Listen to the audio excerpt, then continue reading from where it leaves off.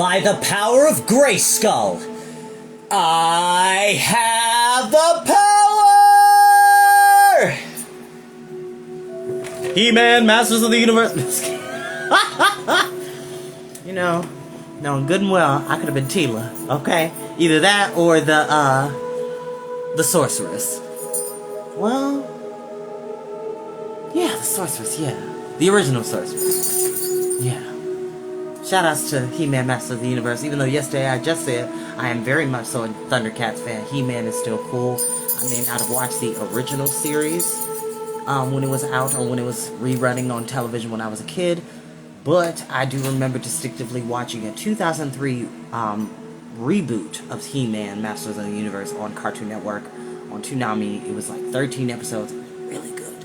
And fun fact, one of my favorite characters from He-Man is Mossman. Mossman is awesome because he's a natural elemental being and he's connected with the earth, and it's great. It's great. We live for environmentalism in this house. Hi y'all, welcome to Storytime with Chris, and we're back! You know what time it is.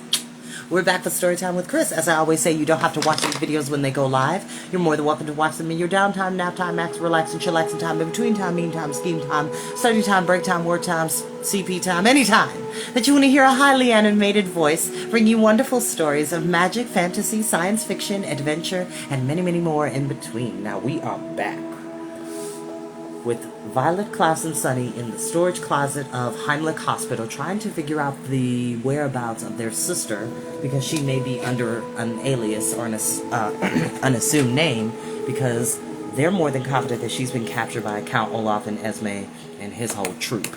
So, without further ado, without further delay, let's go ahead and get started. Chapter 9. Rickazier? Sunny asked dumbfoundedly. The word dumbfoundedly here means wondering why in the world Klaus wanted to eat alphabet soup at a time like this, and Rickazier here means, Klaus, why in the world do you want to eat alphabet soup at a time like this? We're not going to eat it, Klaus said, handing Sunny one of the cans. We're going to pour out just about all of it down the sink. Patrici Kamalavi del Ricte Mexity, Sunny said, which you will probably recall means something along the lines of, I must admit I don't have the faintest idea of what's going on. Sunny had now said this particular thing 3 times over the course of her life, and she was beginning to wonder if there was something she was only going to say more and more as she grew older. The last time you said that, Klaus said with a smile, the 3 of us were trying to figure out the pages that Quagmire's left behind. He held out a page for Sunny to see, and then pointed out to the words, anagram. We thought this was someone's name, Klaus said, but it's really a kind of code. An anagram is when you move the letters around in one or more words to make another word or words. Still, Patrici Kamalia Avi del Rixia Temextity, Sunny said with a sigh. I'll give you an example, Klaus said. It's the example that Quagmire's found. Look, all the same page they wrote, Alfun Kut. That's the name of the man who wrote The Marvelous Marriage, the dreadful plague Count Olaf forced us to participate in. Yuck, Sunny said, which meant, don't remind me. But look, Klaus said, Alfun Kut has all the same letters as Count Olaf. Olaf just rearranged the letters in his name to hide the fact that he really wrote the play himself. You see? Fromain, Sunny said, which meant something like, I think I understand, but it's difficult for someone as young as myself. It's difficult for me too, Klaus said. That's why the alphabet soup will come in handy. Count Olaf uses anagrams when he wants to hide something. And right now he's hiding our sister. I bet she's somewhere on this list, but her name's been scrambled up. The soup is going to help unscramble her. But how? Hold on. I'm back, y'all. I had to make sure my notifications was off. Here I am. Count Olaf uses anagrams when he wants to hide something, and right now he's hiding our sister. I bet she's somewhere on this list, but her name's been scrambled up. The soup is going to help unscramble her. But how? Sunny asked. It's difficult to figure out anagrams if you can't move the letters around, Klaus said. Normally, alphabet blocks or letter tiles would be perfect, but alphabet noodles will do in a pinch. Now hurry and open a can of soup. Sunny grinned, showing all her sharp, sharp teeth, then swung her head down onto the can of soup, remembering the day she had learned to open cans all by herself. It was not that long ago, although it felt like it was in the very distant past, because it was before the Baudelaire mansion burned down, when the entire family was happy and together. It was the Baudelaire mother's birthday, and she was sleeping late while everyone baked a cake for her. Violet was beating the eggs, butter, and sugar with a mixing device she had invented herself. Klaus was sifting the flour with the cinnamon, pausing every few minutes to wipe his glasses, and the Baudelaire father was making his famous cream cheese frosting, which would be spread thickly on top of the cake. All was going well until the electric can opener broke, and Violet didn't have the proper tools to fix it. Baudelaire's father desperately needed to open a can of condensed milk to make his frosting, and for a moment it looked like the cake was going to be ruined. But Sunny, who had been playing quietly on the floor this whole time, said her first word, "Bite," and bit down on the can, poking 4 small holes so the sweet, thick milk could pour out. The Baudelaires laughed and applauded, and the children's mother came downstairs, and from then on, they used Sunny whenever they needed to open a can of anything except for beets. Now, as the youngest Baudelaire bit along the edge of the can of alphabet soup, she wondered if one of her parents had really survived the fire, and if she dared get her hopes up just because of one sentence on page 13 on the Snicket file. Sunny wondered if the Baudelaire family would ever be together again. Laughing and clapping, working together to make something sweet and delicious. "All done," Sunny said finally. "Good work, Sunny," Klaus said. "Now let's try to find alphabet noodles that spell Violet's name." "Violet?" Sunny said. "That's right," Klaus said. "Violet Baudelaire." The 2 younger Baudelaires reached into the can of soup and sorted through the diced carrots, chopped celery, blanched potatoes, roasted peppers, and steamed peas, which were all in a rich, creamy broth made from a secret blend of herbs and spices, to find the noodles they needed. The soup was cold from sitting in the closet for months and months, and occasionally they would find the right letter only to find it fall into pieces, or slip from their clammy fingers back into the can. But before too long they had found an V, an I, an O, an L, an E, and a T, a B, and an A, and a U, and a D, and another E, another L, another A, another I, an R, and a bit of carrot they decided to use when a third E was not to be found.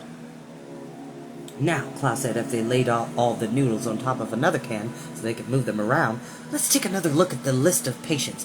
Mattathias announced that the operation would take place in the surgical ward, so let's look in that section of the list and try to see if any names look like good bets." Violet poured the rest of soup into the sink and nodded. "Hey, agreement. Sorry, my apologies. Late night. Stayed up watching a play. And yes, I was watching a play after midnight."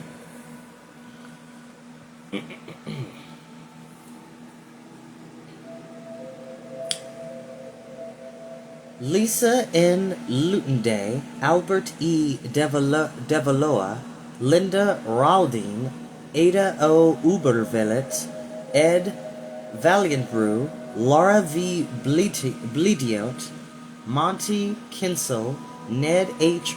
Ruger, Eric Blunthius, Ruth Dercomp, Al Brisno, Carrie E.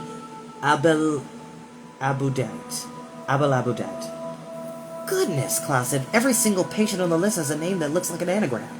How in the world can we sort through all these names before it's too late?" "V," Sunny said. "You're right," Klaus said. "Any name that doesn't have a V in it can't be an anagram of Violet Baudelaire. We could cross them off the list. If you had a pen, that is." Sunny reached thoughtfully into one of the white medical coats, wondering what doctors might keep in their pockets. She found a surgical mask, which is perfect for covering one's face, and a pair of rubber gloves that are perfect for protecting one's hands, and at the very bottom of the pocket she found a ballpoint pen, which is perfect for crossing out names, which aren't the anagrams you're looking for. With a grin, Sunny handed the pen to Klaus, who quickly crossed out the names without V's. Now the list looked like this: Albert E. Devalea, Ada O. Ubervillet, Ed Valiantobrew, Laura V. Blediot. "That makes it much easier," Klaus said. "Now let's move around the letters of Violet's name and see if we spell out Albert E. Devalea." Working carefully to avoid breaking them, Klaus began to move the noodles he and Sunny had taken out of the soup, and soon learned that Albert E. Devalea and Violet Baudelaire were not quite anagrams. They were close, but they did not have the exact same letters in their names. "Albert E. Devalea must be an actual sick person," Klaus said, and disappointed. "Let's try to spell out Ada O. Ubervillet." Once again, the supply closet was filled with the sound of sifting noodles, a faint and damp sound that made the children think of something slimy emerging from a swamp. Ugh. It was, however, a far nicer sound than the one that interrupted their anagram decoding. Attention, attention! Mattathias' voice sounded particularly snide as it called for attention from the square speaker over the Baudelaire's heads. The surgical ward will now be closed for the cranianectomy. Only Dr. Flacatano and his associates will be allowed into the ward until the patient is dead. I mean, until the operation is over. That is all. Velocity! Sonny shrieked. I know we have to hurry, Klaus cried. I'm moving these noodles as quickly as I can. Ada Obervet isn't right either. Turned to the list of patients again to see who was next. He accidentally hit a noodle with his elbow, knocking it to the floor with a moist splat. Sonny picked it up for him, but the fall had split into two pieces. Instead of an O, the Baudelaires now had a pair of parentheses. That's okay, Sonny said hurriedly. The next name on the list is Ed Valiantbrew, which doesn't have an O in it anyway. Oh, Sonny shrieked. Oh, Sonny agreed. Oh, Sonny insisted. Oh, Klaus cried. I see what you mean. If it doesn't have an O in it, it can't be an anagram of Violet Baudelaire. That only leaves one name on the list. Laura Vliediat. That must be the one we're looking for. Check, Sonny said, and held her breath as Klaus moved the noodles around. In a few seconds, the name of the eldest Baudelaire sister had been transformed into Laura V.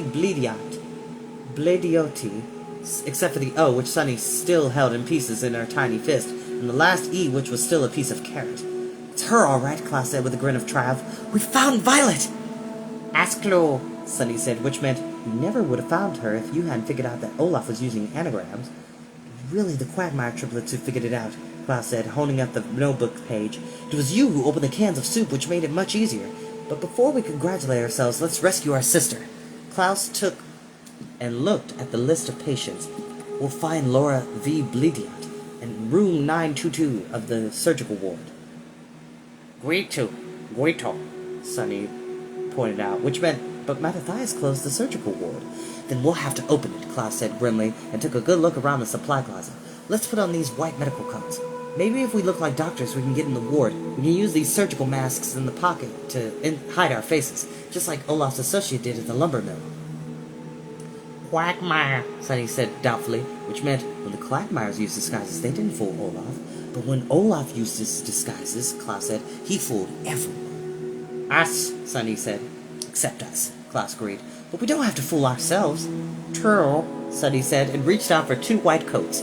Because most doctors are adults, the white coats were far too big for the children, who were reminded of the enormous pinstripe suits Esme Squalor had purchased for them when she had been their guardian.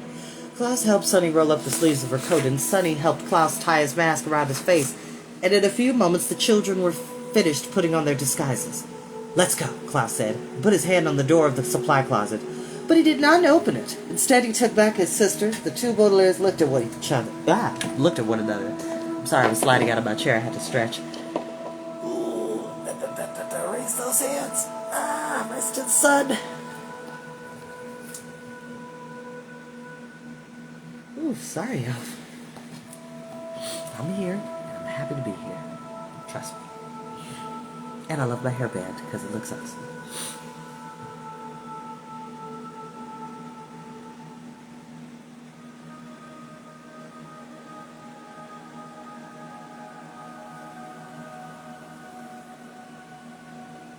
Even though the siblings were wearing white coats and had surgical masks on their faces, they did not look like doctors. They looked like 2 children in white coats with surgical masks on their faces. Their disguises looked spurious, a word which here means nothing at all like a real doctor.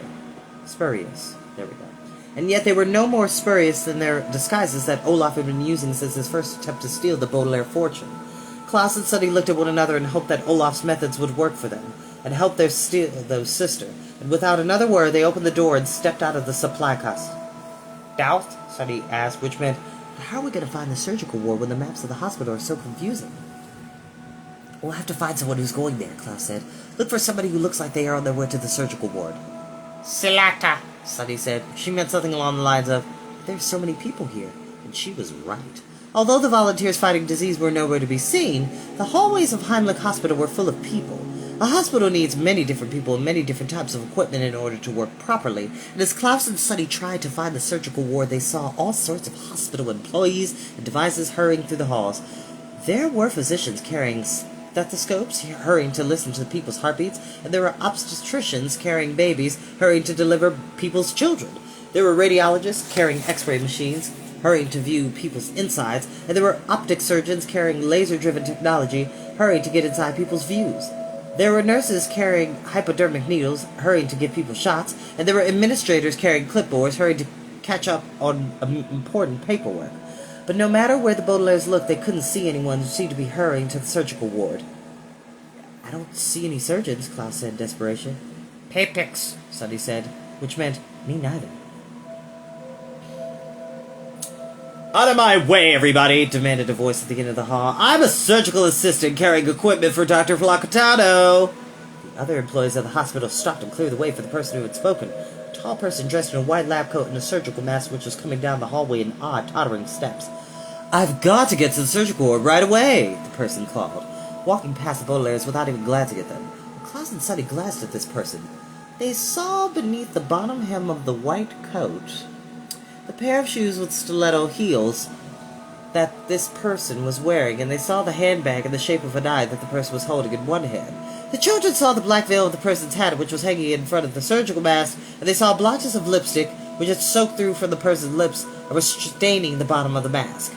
The person, of course, was pretending to be a surgical assistant, and she was carrying something that was pretending to be a piece of surgical equipment. But the children did not need more than a glance to see that both of these were spurious disguises as they watched the person tottering down the hallway. The two Baudelaires knew at once that she was really Esme Squalor, the villainous girlfriend of Count Olaf, and as they looked at the thing she was carrying glinting in the light of the hospital hallway, the two Baudelaires knew that it was nothing more than a large rusty knife with a long row of jagged teeth, just perfect for cranioectomy. And that is where we will end for today. Thank you all so very much for joining me for Storytime. And as I always say, I always love when y'all come by. Go ahead and enjoy this beautiful day.